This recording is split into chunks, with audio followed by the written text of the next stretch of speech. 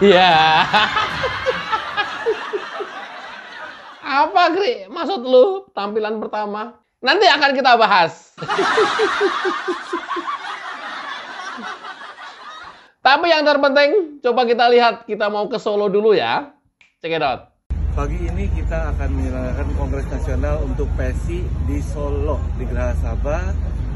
Pembukaan hari pertama Kongres Nasional PSI. Ini dari YouTuber Nusantara Network, ada juga di Solo.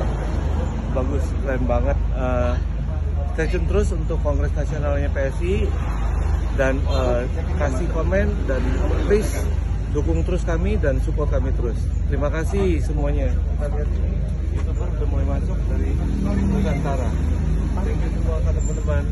Stay tune. Ternyata ada juga ya YouTuber Nusantara di Solo. Ada, Bang. Namanya juga Nusantara, Bang. Se-Nusantara lah. Nggak hanya di Solo, Bang. Ya, nanti dimanapun ada kegiatan, ada di situ YouTuber Nusantara. Apalagi kalau Abang ke Manado. Banyak kita YouTuber di sana. Ya, Kongres PSI di Solo tanggal 19 dan 20 hari ini benar-benar menggetarkan perpolitikan Indonesia, merubah peta politik Indonesia, dan ya sekaligus era baru bagaimana partai politik bersaing di era demokrasi yang semakin terbuka ini. Udah nggak lagi pakai cara-cara feodal, cara-cara kuno, cara-cara manual, cara-cara ortodok. Udah nggak ada pakai cara-cara itu lagi. Memang apa, Abang? Ya, dengan digantikannya simbol PSI dari melati ke gajah, melambangkan kebesaran dan sekaligus melambangkan kecerdasan dan kepintaran sebuah partai politik. Ya. Seperti apa simbolnya ini nih? Ya. Gajah itu binatang yang besar, telinganya lebar, mulutnya kecil, hidungnya panjang, kakinya besar. Gri, lu nyinggung gua, betis gua gede ya, Gri ya. Lo kok larinya ke sana sih? Gua tahu lo, Gri, nyinggung betis gua gede kan. Teman-teman penonton netizen yang kebetulan betisnya gede, mohon maaf ya kalau main fisik. Terutama yang cewek-cewek ini, kalau betisnya gede bukan nyindir kalian, tapi memang kan kalau gajah kan kakinya besar. Ini adalah simbol PSI yang baru ya, dari logo melati berubah menjadi gajah. Gajah konon katanya melambangkan kepintaran, melambangkan kecerdasan, dan sekaligus membuat image sesuatu itu besar. Wih, gede banget loh, segede gajah. Nah, nggak ada kan istilah, wih bener, sekarang partainya gede banget loh, segede banteng.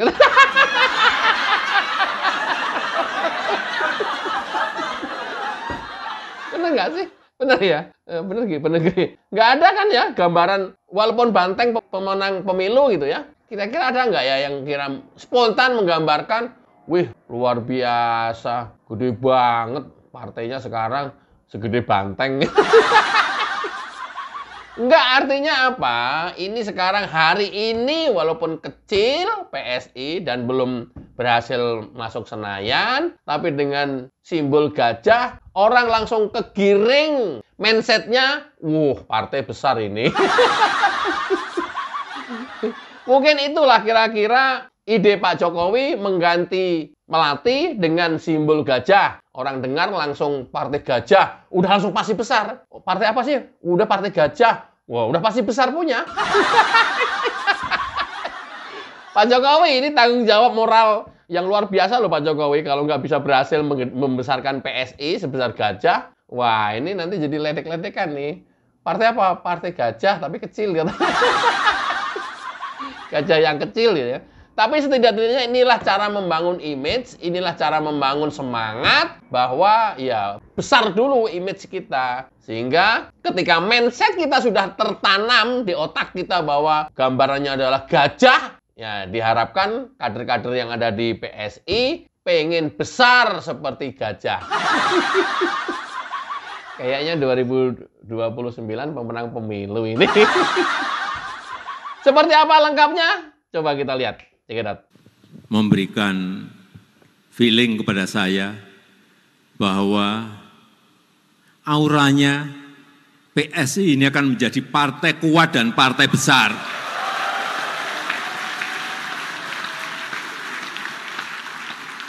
Iya. Bener kan? Iya. Jadi hasil dari sebuah usaha yang kita lakukan itu sangat tergantung tentu dari usaha, tapi sangat tergantung pada mindset yang tertanam pada saat kita memulai suatu pekerjaan. Waduh, kayaknya gagal ini. Gagal. Harus berhasil dan pasti berhasil. Berhasil. Gitu. Wah, gua harus jadi wamen ini. Jadi wamen tuh. Krik larinya ke sana. Sekalian. Sekalian kan? Ya, sekalian. Larinya ke sana, Gri. Iya. Sekali lagi ya, sebuah usaha itu berhasil atau tidak berhasil, di samping usaha yang kita lakukan, mindset pertama kali yang tertanam di otak kita. Jadi Pak Jokowi sudah bilang bahwa pertama sekali saya masuk ke arena kongres, wah ini partai bakal besar ini. Pak, nyindir-nyindir PDIP dong, Pak. Enggak, Gri, loh. Namanya juga orang bebas untuk berpartai politik, untuk menentukan pilihan. Sekarang gue pilih di PSI, ya, simbolnya gajah. Nah, kemudian, apakah ini nanti bisa menjadi besar beneran apa tidak? Coba kita lanjut. Lihat. Gajah itu kuat dan besar. Oleh sebab itu, saya akan full mendukung PSI. Wah, ini ngiri nih. Ngiri, Bang. Aduh. Jokowi, Jokowi, Jokowi, Jokowi, Jokowi, Jokowi, Jokowi. Oleh sebab itu, saya akan bekerja keras untuk PSI.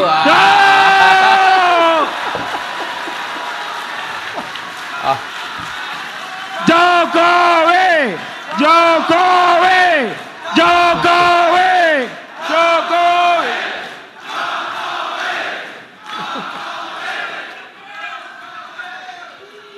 Iya.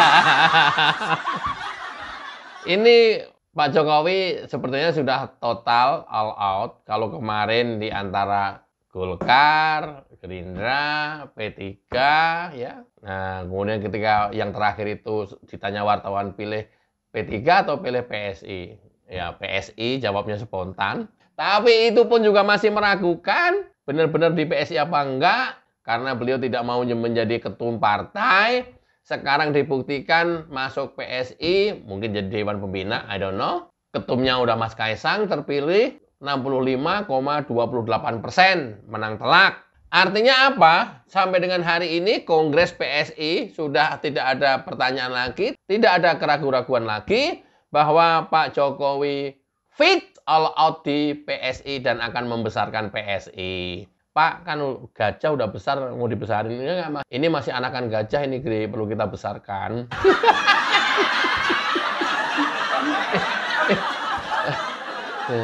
Nah, saya di pengantar depan tadi bahwa ini adalah era baru perpolitikan di Indonesia. Kenapa? Karena hanya satu-satunya partai politik dan PSI yang menerapkan sistem pemilihan ketum itu one man one vote.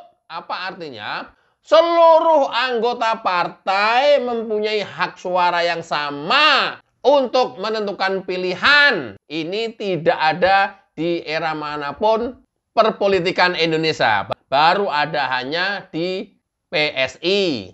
Dari dulu, dari zaman penjajah hingga sekarang, pemilihan ketum itu selalu terbatas pengurus DPP yang punya suara untuk bisa menentukan pemilihan. Kemudian ketua, sekretaris, dan bendahara DPW. Kemudian ketua dan sekretaris DPD. Dan beberapa organ sayap partai, itu pun beberapa partai tertentu. Ada juga yang sayap partai tidak diikutkan dan tidak mempunyai suara, tergantung ADART masing-masing partai. Yang lebih parah lagi, partai umat. Bukannya tambah maju, tapi tambah mundur. Dia membangun partai umat, pengen membangun kerajaan. Berhasil, Gri? Enggak. Bayangkan partai umat, pemilihan ketum hanya ditentukan oleh Dewan Suro. Pengurus-pengurus harian DPP tidak punya suara, apalagi DPW, DPD, DPC. Hanya ditentukan oleh Dewan Suro. Amin Rais dong, Gri. Iya. Itulah yang kemudian digugat oleh para pengurus dan anggotanya. Sampai di mana sih prosesnya penggugatan? Ya nggak tahu. Kita lihat aja, itu perdata. Siapa tahu nanti ada unsur pidananya. Itu internal mereka lah ya. Jadi partai umat itu tidak membawa era perpolitikan menjadi maju, justru malah mundur. Pengen bangun kerajaan di dalam satu partai, ya udah nggak apa-apa. Sah-sah saja. Boleh, Ki? Boleh. Walaupun itu sebenarnya melanggar undang-undang partai politik. Tapi udah biarin lah. Kita lihat aja nanti hasilnya. Yang penting kan hasil. Oh alah, min. Profesor politik kalah sama kehutanan. Yang kehutanan pun yang sekarang diisukan palsu ijazahnya. Secara logika itu kan malu, min.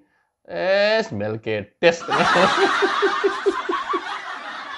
Nah, dalam pemilihan ketum kemarin, di samping seluruh anggota PSI terlibat dan mempunyai hak pilih untuk menentukan pilihannya, siapa yang menjadi ketum, tidak hanya itu. PSI satu-satunya partai yang sudah memakai digital vote, nggak lagi manual, nggak lagi pakai kertas suara, nggak lagi pakai kotak suara, nggak lagi bilik suara, nggak lagi pakai tinta. Mestinya pemilu Indonesia sudah seperti ini loh. Bukan merubah undang-undang pemilu, kemudian menjadi 2 tahap, pusat dan daerah dipisah. Ya kayak kemarin diusulkan oleh Purledem itu, yang disetujui oleh MK. Tapi bagaimana merubah sistem pemilu dari manual menjadi elektronik? Winter nggak dipakai. Heran gua, orang-orang pinter kok ya nggak dipakai otaknya loh. Heran gua. Nah, dengan PSI era perpolitikan modern yang simbolnya sudah dirubah dari melati menjadi gajah, menargetkan tidak hanya masuk Senayan, tapi bagaimana di 2029 seekor gajah ini adalah bisa memenangkan pemilu 2 digit. Ya. Gri, serius, Gri? Ya, serius lah. Masa nggak serius? Terus gimana pertarungannya dengan PDIP sebagai pemenang pemilu nanti, Gri? Coba aja kita lihat gambar ini. Iya. Gambar ini adalah menggambarkan atau mengilustrasikan bahwa akan terjadi peperangan sengit antara gajah melawan banteng. Menangan mana, Gri? Menang gajah. Ya enggak lah, Gre, kan belum keuji. Ya kan besar juga besaran gajah. Bisa jadi banteng ngelihat postur tubuhnya gajah yang besar pun dia udah minggir duluan. Ada gajah, awas. Gua takut katanya. Di mana-mana banteng begitu ngelihat gajah lewat aja udah takut. Ada gajah, kita minggir aja. Ayo dong ke bilik suara. Ada gajah aja takut.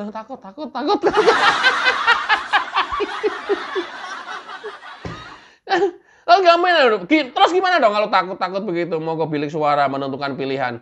Ya udah ayo, tapi nanti nyoblos gajah aja katanya. Gri, lu jadi tim kampanye PSI, Gri? Enggak, gua konten kreator. Ya buat lucu-lucuan aja sih. Ya tapi itu nanti membuat Banteng kalah, Gri. Ya bodoh amat.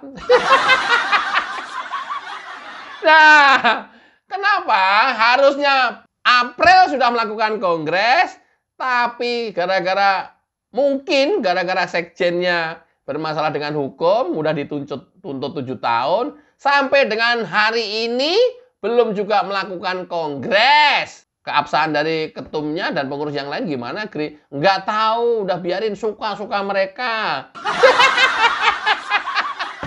Itu kan partai suka-suka. Ya, partai suka-suka gue, partai suka-suka ketum, udah biarin.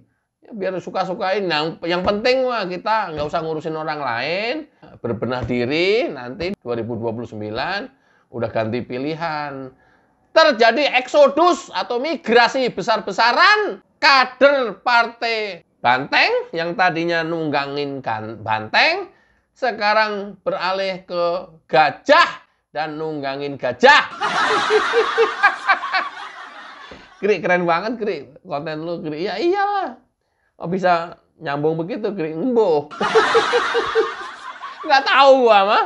Oh, ini mah katanya konten cengengesan. Ya tapi logis, Gri. Dan bener juga gitu ya. Nggak tahu.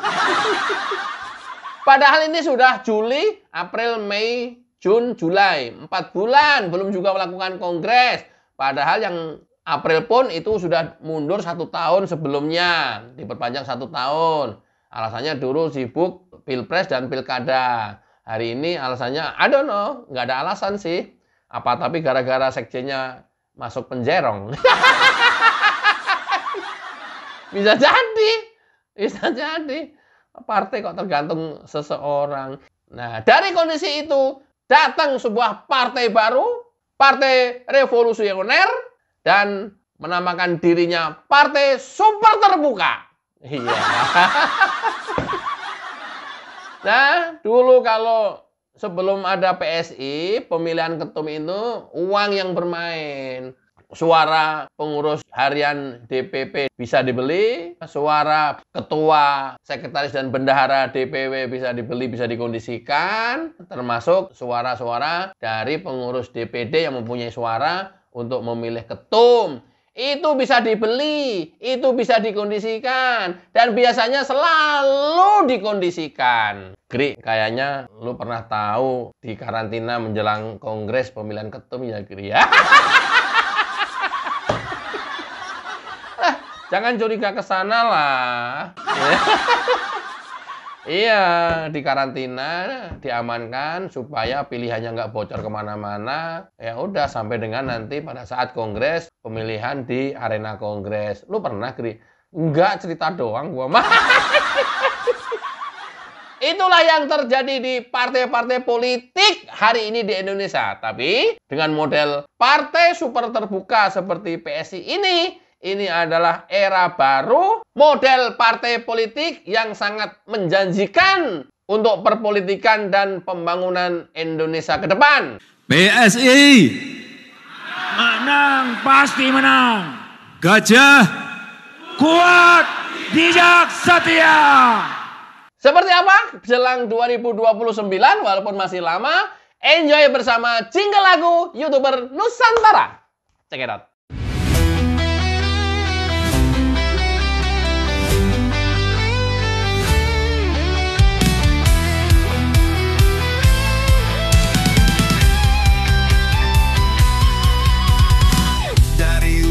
Sampai ke timur, suara jujur kini bergema. Bukan cuma cari viewer, tapi kebenaran yang utama. Opung Parbelat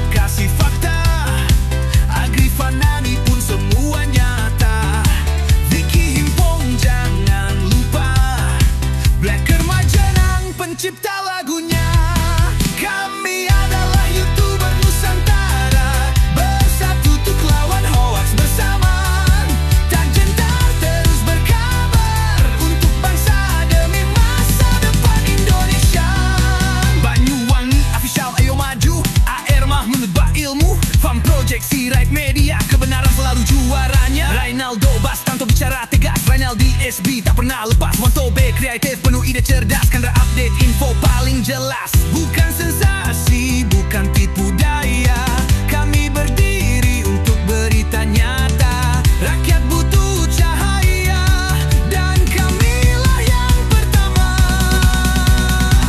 Oh, kami adalah YouTuber Nusantara, bersatu untuk lawan hoax bersamaan. Tak gentar terus berkabar, untuk bangsa demi masa depan Indonesia. Bersama rakyat kita kuat, saring dulu sebelum sebar. Cinta damai benci hoax, kami YouTuber cinta Indonesia. Kami Jokowi lovers.